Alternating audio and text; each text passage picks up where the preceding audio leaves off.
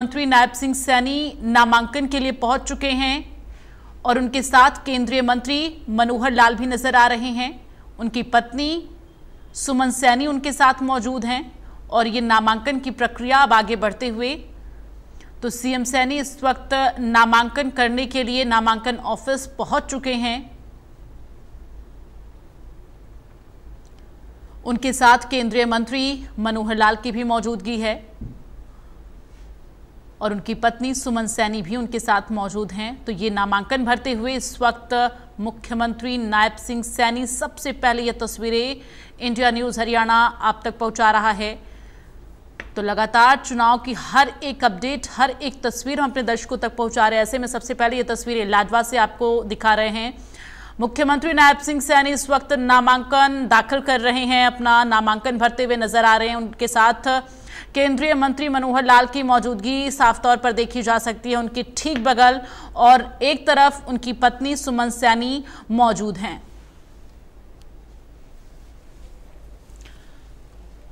तो मुख्यमंत्री नायब सिंह सैनी इस वक्त अपना नामांकन दाखिल कर रहे हैं।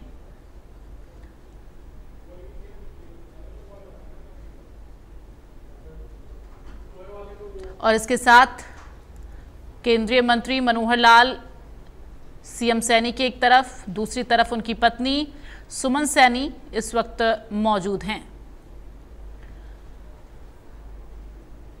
तो रोड शो करते हुए सीएम सैनी नामांकन ऑफिस पहुंचे। ट्रैक्टर पर सवार होकर उन्होंने रोड शो किया और अब नामांकन दाखिल करते हुए इस वक्त तस्वीरें हम आप तक पहुंचा रहे हैं। सीएम सैनी ने अपना नामांकन दाखिल कर दिया है, ये बड़ी जानकारी और एक बड़ा अपडेट। चूंकि इस वक्त जो नामांकन की प्रक्रिया है वो धीरे धीरे पूरी होती हुई नजर आ रही है।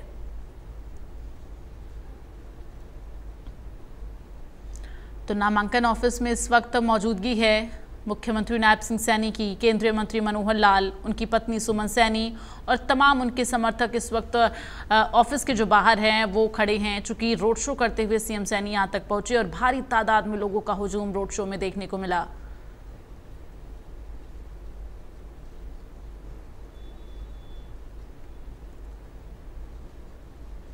और इस वक्त सीएम सैनी नामांकन के जो प्रोसेस हैं उसे पूरा करते हुए नजर आ रहे हैं।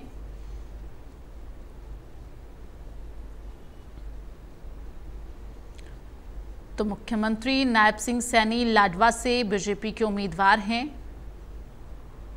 और अपना नामांकन आज वो दाखिल कर रहे हैं। उनके साथ केंद्रीय मंत्री मनोहर लाल की मौजूदगी है।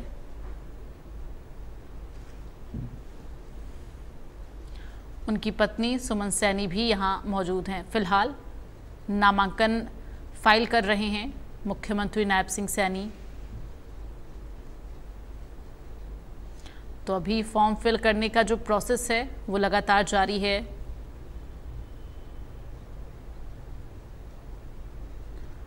और अब नामांकन जो है वो भर चुके हैं सीएम सैनी। तो नामांकन फाइल हो चुका है और अब सीएम सैनी दफ्तर से बाहर निकलते हुए नजर आ रहे हैं।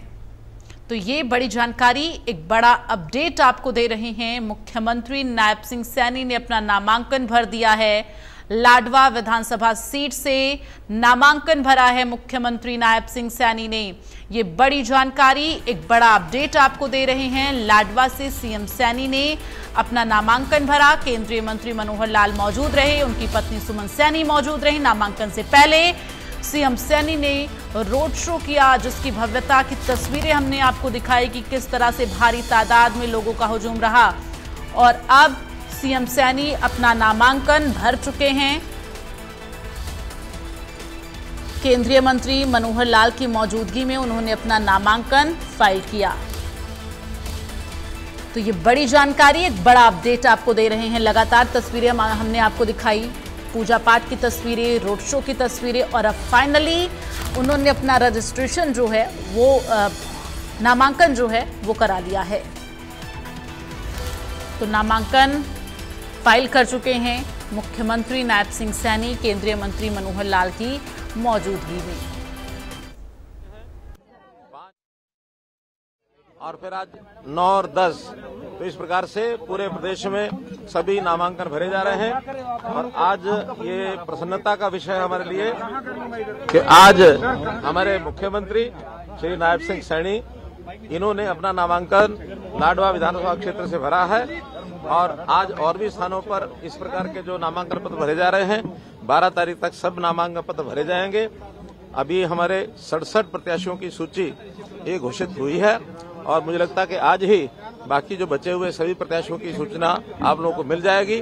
और भारतीय जनता पार्टी ये पहली पार्टी होगी कि सभी अपने विधानसभा क्षेत्रों से सबसे पहले यानी प्रत्याशी घोषित करने की एक पार्टी का हमारा ये काम पूरा हो जाएगा।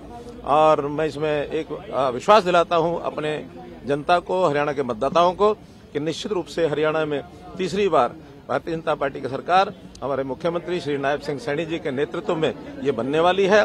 और इसका विशेष तौर पर मैं इसलिए कहूंगा कि कांग्रेस हार की तरफ बढ़ रही है, क्योंकि जिस प्रकार के उनके यहाँ स्वर निकल रहे हैं कि इसके गठबंधन करो, उससे गठबंधन करो, और जिनसे वो गठबंधन का हाथ आगे बढ़ाते हैं वो उनको नकार करके पीछे कर देते हैं और उनका गठबंधन हो भी नहीं पा रहा है, तो एक हार की तरफ बढ़ने के संकेत उनके मिल रहे हैं। भारतीय जनता पार्टी ने 10 साल में जो अपना कार्यकाल ये पूरा किया है, इसमें जो जनता को हमने लाभ पहुंचाए हैं एक मूक क्रांति के नाते, और हम लोगों ने काम किया है। हमारा जो वोटर है, हमारा जो कार्यकर्ता है, वो बहुत कोई इनकी तरह कोई बड़बोला नहीं है, बड़ा इस मूक क्रांति में शांति से काम करने वाला, बल्कि जो जनता के लोग हैं जो घर बैठे जिनको सारे लाभ मिलते हैं, निश्चित रूप से वो भारतीय जनता पार्टी को अगला एक मौका देने वाले हैं, ऐसा मेरा विश्वास है।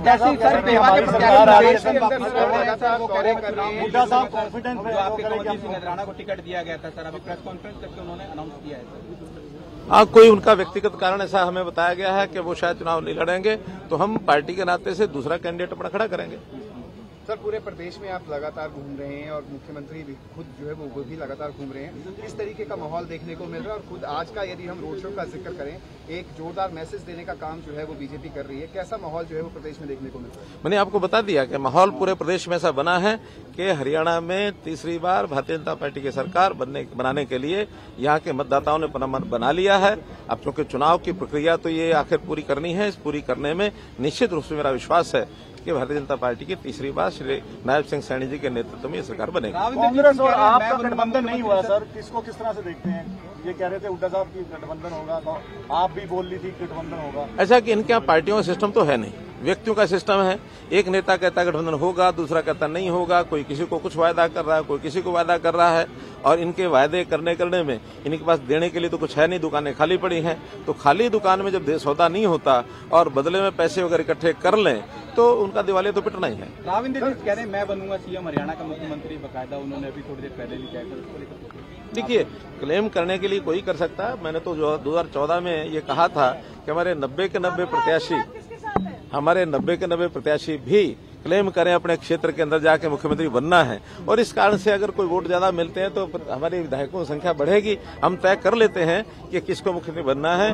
खुले मंच पर हमारे होम मिनिस्टर साहब ने ये घोषणा कर दी है कि अगला जो चुनाव हमारा ये है, ये हम हमारे जो वर्तमान मुख्यमंत्री हैं श्री नायब सिंह सैनी जी के नेतृत्व में ही लड़ेंगे, यही हमारे अगले मुख्यमंत्री होंगे। सर, आपने कहा कि 23 सीटें जो है वो आज आ सकती हैं, जो 23 सीटें हैं, ऐसे में जो 67 सीटें जब जारी की गई थी उसके बाद का जो माहौल देखने को मिला था बीजेपी के अंदर, इस बार कितने सचेत जो है वो बीजेपी है कि जो 23 सीटें जो जारी की जाएगी उसके बाद उस तरीके का माहौल जो है वो देखने को ना मिले? देखिए, पहली बात तो ये है कि ये जो माहौल होता है लोकतंत्र में, ये कई बार तो कई जगह पर स्वाभाविक होता है।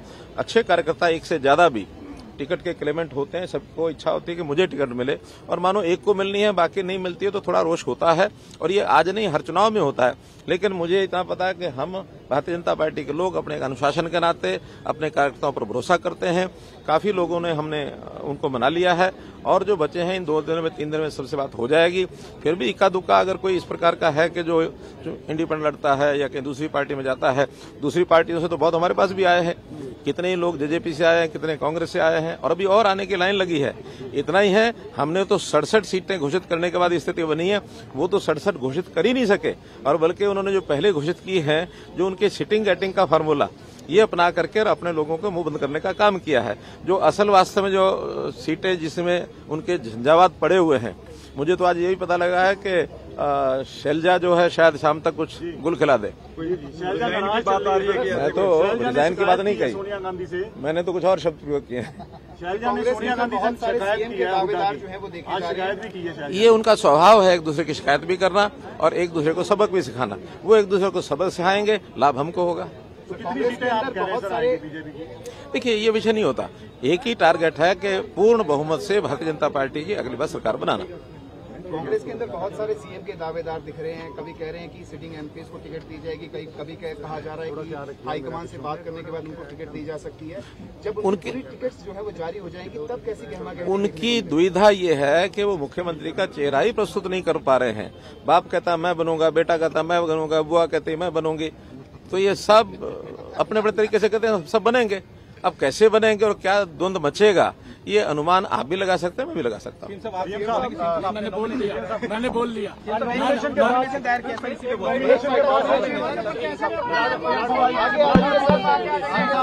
बताएंगे? नॉमिनेशन दायर किया आपने आज यहाँ पे, बड़ा इंतजार, आपने शब्दों में आज तंज भी कैसा कांग्रेस के? ये देखिए, लाडवा की जनता का आज भरपूर आशीर्वाद मिला है और ये ऐतिहासिक नॉमिनेशन का कार्यक्रम था कि पूरा का पूरा लाडवा आज सड़कों के ऊपर था। आप लोगों ने देखा है, अपने बेटे भाई को आशीर्वाद देने के लिए आज पूरा लाडवा सड़कों पे आया है। एक बात तय की है कि हरियाणा की डबल इंजन की सरकार ये 8 अक्टूबर के बाद बहुत बड़े मार्जिन के साथ तीसरी बार बन रही है। ये तय हरियाणा के लोगों ने कर दिया है, ये देखने को मिल रहा है। पीएम आ रहे हैं 14 तारीख को, पीएम आ रहे हैं 14 तारीख को आदरणीय प्रधानमंत्री जी हमें आशीर्वाद देने के लिए आ रहे हैं। उनके नेतृत्व में हरियाणा और फले फूले ऐसा आशीर्वाद आदरणीय प्रधानमंत्री जी का मिलेगा और हम भव्य स्वागत उनका यहाँ पर करेंगे।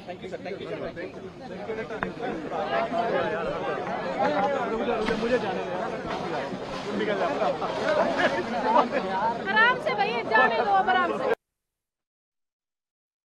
सुना सीएम सैनी ने नामांकन फाइल किया और इसके साथ ही बयान भी उनका सामने आया है। लाडवा की जनता ने आज उन्हें आशीर्वाद दिया है और इसके साथ ही केंद्रीय मंत्री मनोहर लाल की मौजूदगी रही।